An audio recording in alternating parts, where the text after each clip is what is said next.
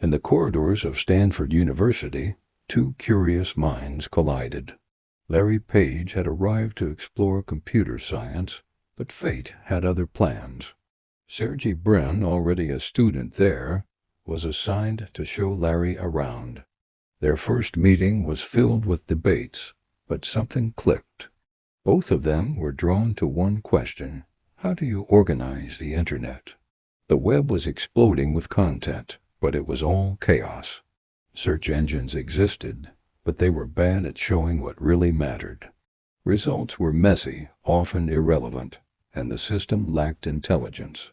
Larry had a research idea analyzing backlinks between web pages. He believed the importance of a page could be measured by its connections.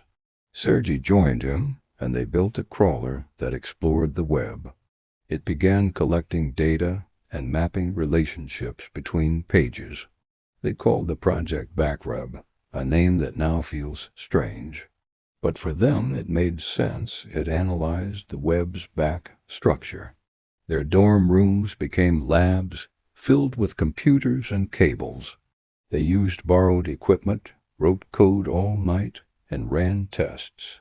Backrub showed potential, but the name didn't feel right. They wanted something that captured vastness, something bold. After playing with numbers and words, they landed on Google.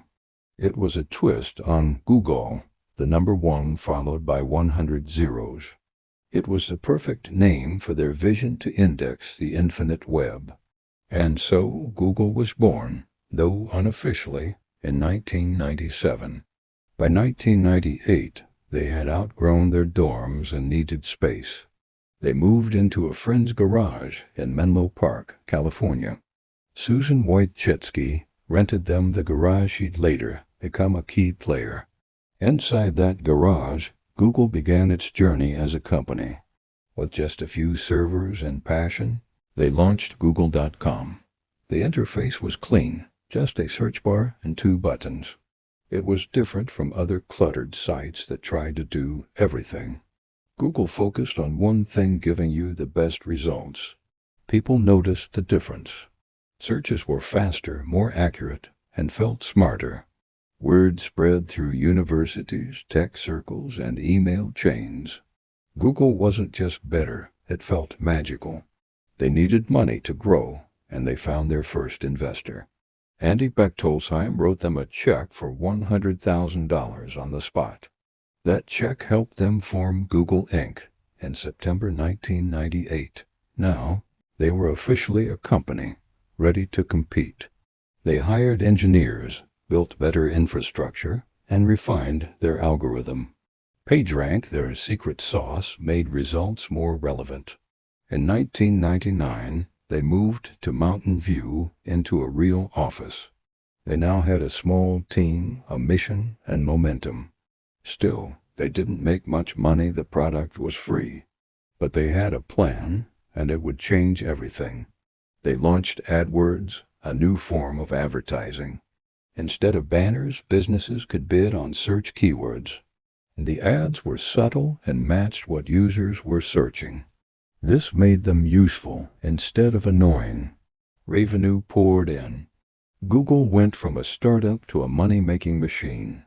Yet the focus was always on the user. Fast, accurate search remained the priority. In 2001, Eric Schmidt joined as CEO to lead operations. Larry and Sergey focused on innovation while he ran the business. That same year, they began organizing the world in new ways. They introduced image search, allowing users to search pictures. The next few years were a storm of inventions. They launched Google News, a tool to aggregate current events. In 2004, they dropped a bombshell: Gmail. It offered 1 gigabyte of storage when competitors gave only a few MBs. It was fast, searchable, and felt modern. People rushed to get invites. It was the hottest ticket online.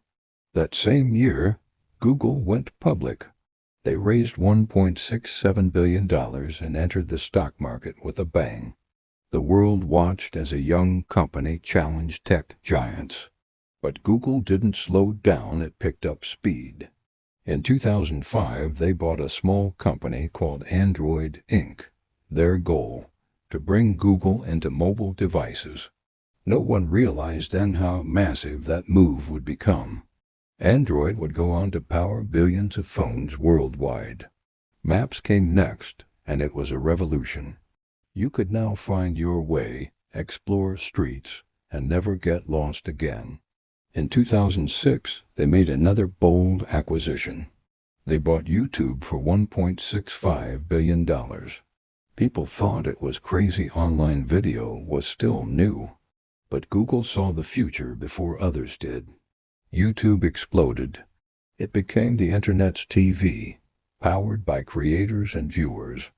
Google had now become more than a search engine. It was the backbone of the internet.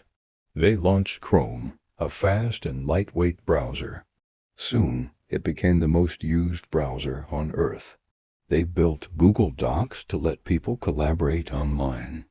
It challenged Microsoft Office and brought teamwork to the cloud. The company culture became legendary. Open spaces, free meals, and time for passion projects. From these side projects came surprises, like Google Translate, Earth, and even self-driving cars. But as Google grew, so did scrutiny. People began to worry about privacy, data, and dominance. Governments started asking hard questions. Was Google too big? Was it fair? Was it watching too much? Lawsuits followed, especially in Europe. Regulations tightened, but Google adapted. In 2015, Google restructured itself. A new parent company was formed, Alphabet. Under Alphabet, Google focused on its core products. Other projects like health tech and robotics became separate arms. Larry and Sergey stepped back from daily roles. They handed over the reins to Sundar Pichai. Sundar, calm and sharp, took Google forward. He focused on AI, cloud, and global expansion.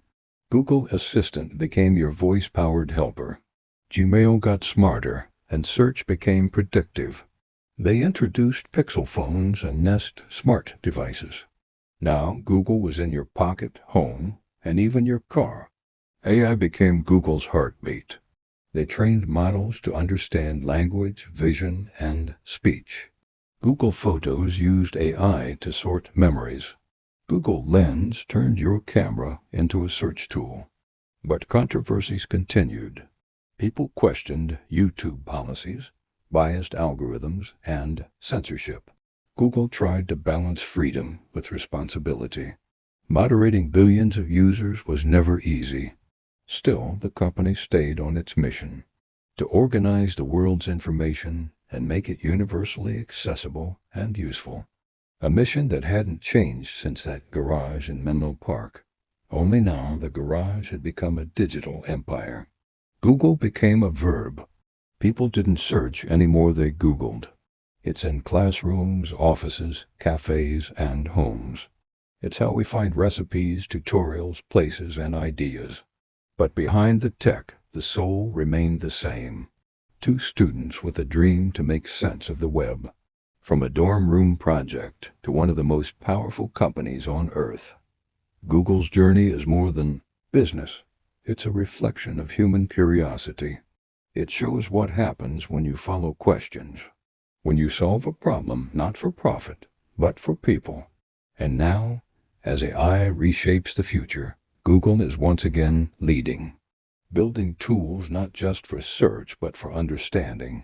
The road ahead will be complex, with new challenges, responsibilities, and unknown paths. But if the past tells us anything, it's that Google was never afraid to search where others wouldn't. And maybe that's what makes it more than a company. It's a symbol of what's possible when information meets imagination. That's the history of Google.